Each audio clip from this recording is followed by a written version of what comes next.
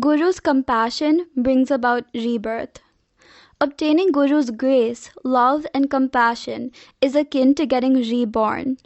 Just as grafted plants and trees bear new flowers and new fruits, in the same way, after getting Guru's grace, blessings, love, and compassion, the devotee becomes a new man, as if he got a new birth. There will be total transformation in his life. His body, organs, shape, form, and even his inner equipments remain the same, yet fundamental and extraordinary transformations will go on occurring inside him. Guru destroys the root and branch of the devotee's eternal ignorance. Parabhakti is real devotion. Intensely desiring to reach God immediately and at any cost, sometimes a devotee exerts himself, excessively bringing upon himself too much exhaustion, resulting in extreme weakness of body and other bodily pains and troubles. When that happens, it seems, many times God takes such pains and other troubles upon himself. He doesn't mind them at all, even if he suffers on that account. Devotion should never be lukewarm. It should always be wonderful, intense, and limitless. To remain firmly established in the truth that He is everywhere is real devotion. God gets captivated and raptured by such devotion. He who, believing firmly that unseeable and unknowable reality alone is the eternal truth, always seeking that alone, always imploring, beseeching that alone, loses himself completely in this kind of sadhana. To such a devotee, that all-knowing, all-powerful, and all-merciful God appears before him at that very instant in the form of a guru. That guru will be ready to do everything that is necessary for the devotee. God realization means exactly the same. Because of this Parabhakti, that is super or supreme devotion, enlightenment dawns in that devotee immediately. When this enlightenment dawns, the devotee will know everything that is required to be known. When this happens, he becomes illumined and all-knowing, as the saying goes. The disease of ignorance will leave him automatically. All nagging and tormenting doubts will vanish, and he will remain firmly established in right knowledge and wisdom. Then, let anything happen or not happen, let anything come or go, he remains absolutely calm and unaffected. If we want to reach such a state, we should do this kind of devotion. Even if we sit before an idol for worship, we should firmly believe that the idol is the all-knowing and all-powerful reality itself. Even if we love and adore a guru with a human body, we should do it exactly with this kind of feeling only. If we do this, then that guru will uplift us to unimaginable heights, to that infinite expanse, to that resplendent light, to that eternal reality. This is called Parabhakti. God is pleased with only this kind of bhakti and grants God realization to that devotee. He does not delay at all in granting self-realization. He showers His grace and blessings on such devotees immediately. On the other hand, if one has merely lukewarm devotion and goes on with his superficial worship, then it becomes extremely difficult to please Him, to endear oneself to Him. All of you, therefore, develop such Parabhakti in you, adore Him with intense and meaningful sadhana, begin seeing that all-powerful reality in everyone and everything, and obtain His grace, blessings, and self-realization, and attain fullness soon.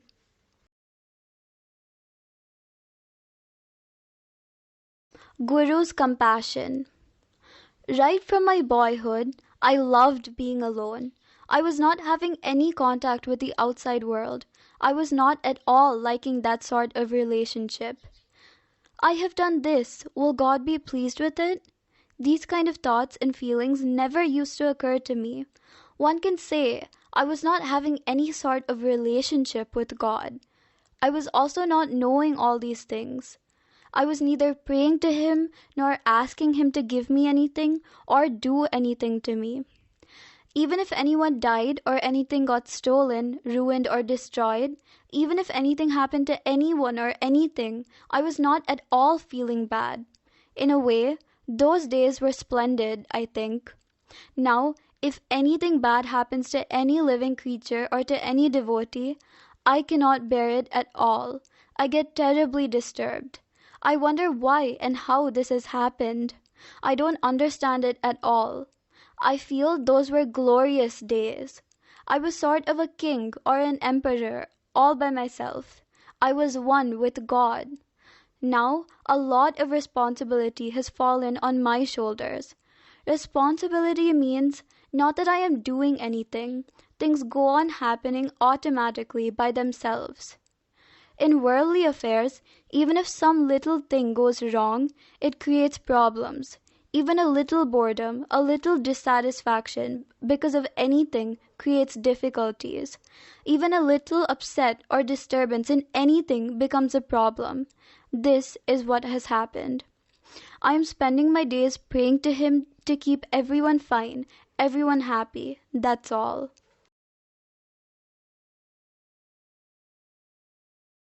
He alone is paripoorna, full in every way. God alone is fullness personified. He has and is himself everything. He is full in every way. He is the essence, meaning sara, of everything and is full with the essences of all things. He is full with everything that is good, worthy, beautiful, lustrous, and radiant, like kindness, compassion, love, beauty, etc. Yet he is meek, humble, simple, and unassuming, without any airs whatsoever. If people possess some little beauty, they automatically become egoistic, proud, and arrogant on that account. If some people have some artistic skill and talent, or some extraordinary intellect and ability, they get puffed up with exorbitant egoism. Some are charitable and philanthropic by nature, but again, they will have pride, egoism, and arrogance. But the one who has everything, but is yet the meekest and the humblest with not even a trace of egotism, is God, and God alone. What is required to be known is God, and God alone. Men who profess to know everything labor hard to gather knowledge of all things except one. That is God, the reality. That alone is worth knowing, but they don't even make an attempt to know that. This is the original, primordial, beginningless disease afflicting the human being. Benefiting from the Guru. All that we know is not true. All that we do not know is not false also. Intensely craving and pining for a guru, some engage themselves in rigorous tapas, meaning unbroken absorption in meditation, for any number of years. Sometimes anthills grow around their bodies. For such people, mere darshan of Guru is sufficient to obtain salvation. Even when they get a guru, it is not everyone that is capable of deriving proper benefit out of him.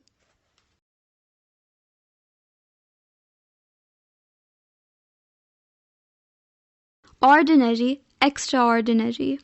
While talking about, narrating, or describing something that is extraordinary and marvelous, many people do it as if it is just ordinary and commonplace. They make it an insipid, trifling, and trivial thing. The very same people, when they talk of some ordinary, common occurrence, give so much of emphasis and importance to it. I wonder why they do this. I don't understand this at all. I have myself observed many people doing this many times. Something profound, astounding, and extraordinary, they make it so insipid, dull, and uninteresting. What happens after death? No one has seen what kind of world or situation exists for one after his death, but they hear people talking and telling so much about it. They naturally get confused as to what is true and what is false. Some devotee broached this topic with Appa, who is most competent to enlighten us about it. The devotee framed the question like this. Devotee: Appa, man getting reborn after his death, and him getting a better or worse kind of birth, how does it all happen? Who, after leaving the body, merges in God? Appa: It all depends upon what kind of life we live. We get a suitable rebirth according to that. If one is full of desires and yearning, he will get that kind of birth only. Any number of different kinds of births are also possible in this category. He may get any one of them. But one who leads a virtuous and holy life, frees himself from all desires and attachments, and in the end remains illumined in the light of his own self-enlightenment, he becomes one with that supreme force, which has become Father, Mother, Savior, and Protector to all of us, and is also permeating in every one of us.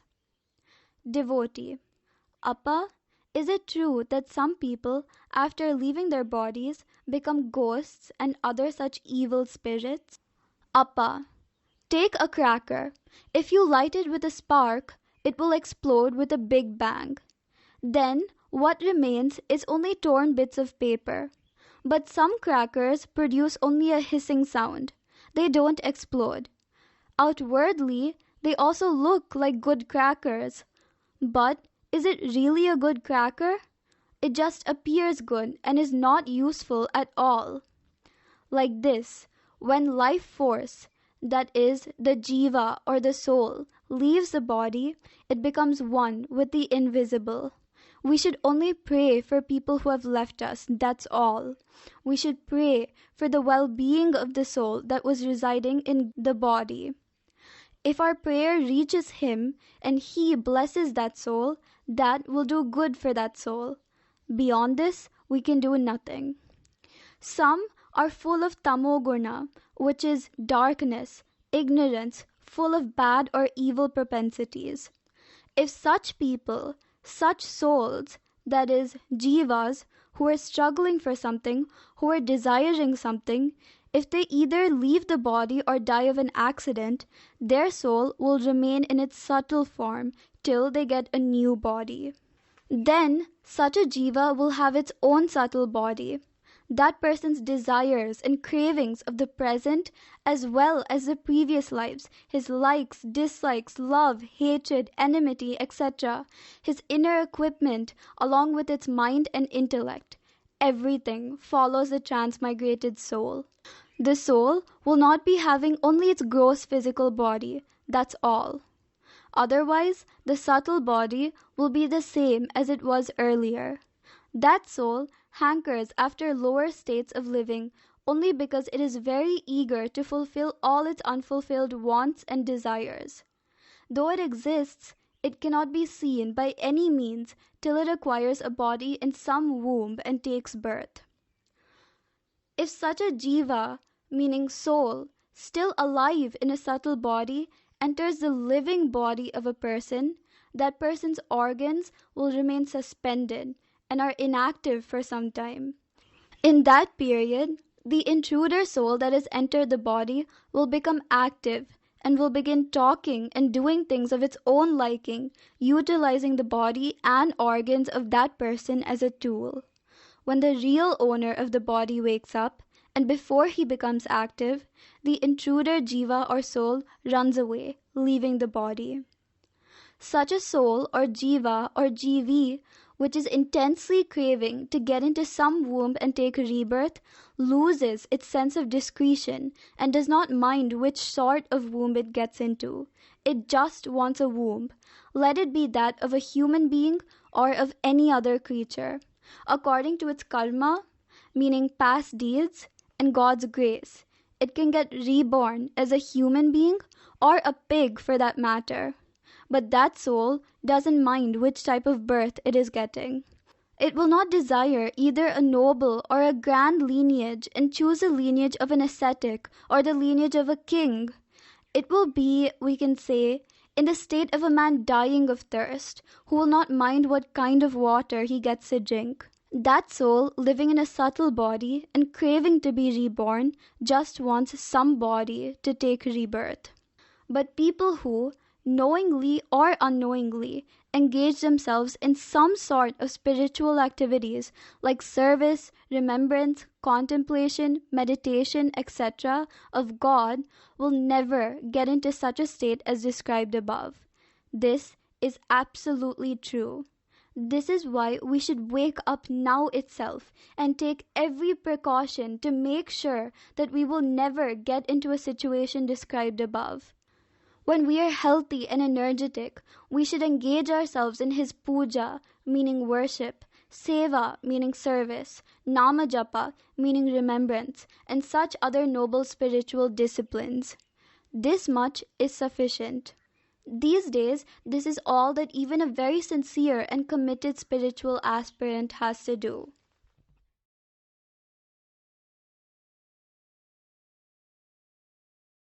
How to worship formless and attributeless God. Question. Appa, it appears that people who have realized God will always be seeing Him at the very corner of their eyes. But we, ordinary people, can see God only in idols or some such shapes and forms. We cannot see God everywhere, in everyone, and in everything always, and become His devotees. What is the way out, Appa? Appa, if you go on leading a virtuous life, such eyes, mind, intellect, and feelings, all of them gradually come by themselves in order to see God everywhere and have devotion to Him. We cannot struggle, make efforts, and come to that state. It has to and will happen all by itself when one has wholehearted and sincere aspiration. Guru will see to it that the devotee gradually blossoms into that state. First, become a devotee of God. That is sufficient. Guru knows what kind of guidance and enlightenment you need and when. The devotee should, however, possess intense craving and yearning to get this enlightenment and revel in peace, bliss, and joy permanently. That's all. This is because in the realm of the spirit, you get everything only by actual experience.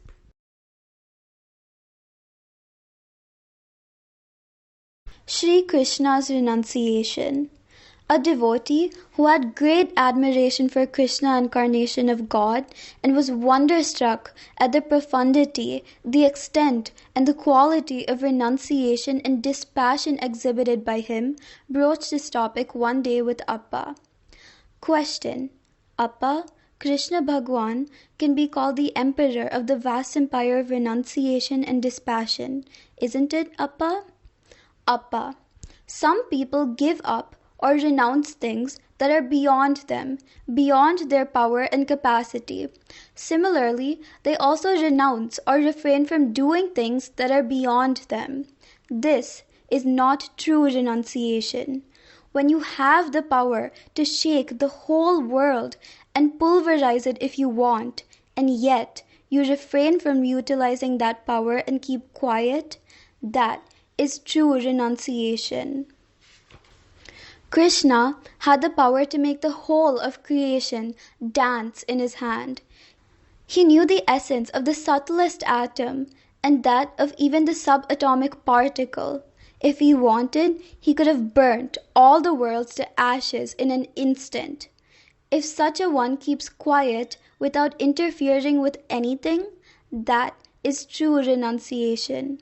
He was not at all helpless in any way. He was not afraid of anyone or anything. He was not a coward. On the other hand, he was daring, intrepid, and a man of immense prowess. He had the power to dislodge sun and moon and put them into different orbits if he liked. If he became annoyed or angry, he could do anything, and no one on earth could dare and stand before him. That Krishna says he is nothing. That is renunciation. That is why he is called God. This whole world, all the people on earth, all the demons, devils, and rakshasas, all were nothing to him. That Krishna was keeping quiet. He remained on the side of virtue, truth, justice, ethics, and morals, love and compassion. He valued, fostered, and protected only these. Krishna was the Lord. He was God himself. He could do anything, but he did nothing of that sort. He was all for justice and fair play. He only meted out justice to everyone. He could burn and destroy the whole of the Kaurava clan in no time. But he upheld the value of virtue, ethics, and morals to the whole world. He conducted politics on these noble grounds. Krishna had Sudarshana Chakra, which could rule all the three worlds. Where was the need for him to go to Duryodhana's darbar and beg for justice? But he was God, who would act as even a gatekeeper of his devotee's house. He counseled morals and justice to the wicked. Finally, when their wickedness and evil deeds grew beyond all proportions, he got them destroyed, root and branch, through some others. Saints, jnanis, and yogis considered Krishna as the supreme reality that has become everything and meditated upon him. He was different to different people: friend, son-in-law, uncle, father-in-law, elder brother, younger brother, etc. He was like that to them. He remained a brother-in-law to the Pandavas till the end. But to the wicked and the evil, he was a thief, a pilferer, a cheater, and a liar. Who knows his true nature? Who knows him in full? Only the pious and the devotees, saints and yogis know his greatness. Could Kauravas fathom him? Each one saw him according to his vision. He was a well-wisher, a friend, a relative to some. He was a redeemer of distress to some. He was God to some, and they got liberation from him. He was an astounding beauty, handsome and pleasing beyond all description to the gopikas, that were the cowherd women. They couldn't live without him, even for a moment. They were so much enamored of him. Theirs was devotion of love. They said they wanted no one, husband, children, friends, relatives, etc., nothing. He was their greatest treasure. He was everything to them. Jnanis, meaning enlightened devotees, saw Krishna as the all-pervading and all-permeating reality that is hiding in the innermost recesses of the hearts of everyone. Like this, he was what each one wanted him to be, and according to their vision.